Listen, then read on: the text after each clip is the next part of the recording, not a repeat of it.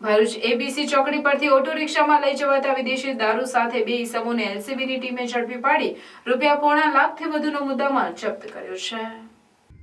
Local crime બ્રાન્ચની અલગ અલગ ટીમો દ્વારા પ્રોહિબિશન જુગારના કેસો શોધી કાઢવા સઘન પ્રયત્નો હાથ ધરવામાં આવેલ દરમિયાન પીએસઆઈ ડીએ તુવરની ટીમ ગત રાત્રિના નાઇટ પેટ્રોલિંગમાં હતી।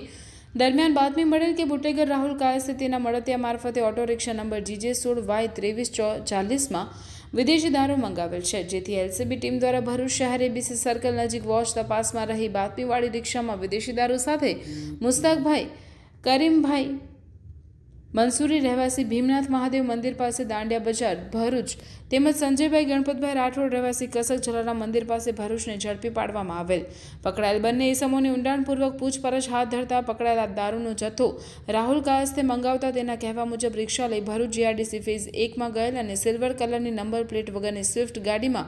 એક ઇસમ દારૂ આપી ગયેલ હોવાની હકીકત જણાવતા ઉપરોક્ત બુટલેગર તથા અન્ય એક ડ્રાઈવરને વોન્ટેડ જાહેર કરી વિદેશી દારૂ, ઓટો રિક્ષા, મોબાઈલ મળી કુલ કિંમત ₹86,700નો મુદ્દામાલ કબજે કરી તમામ વિરુદ્ધ પ્રોહિબિશન એક્ટની સંલગ્ન કલમો મુજબ કાર્યવાહી કરી ભરૂચ શહેર સી ડિવિઝન પોલીસ સ્ટેશન ખાતે આગળની વધુ તપાસ માટે સોંપી વોન્ટેડ આરોપીઓને પકડવાની તજવીજ હાથ ધરેલ છે।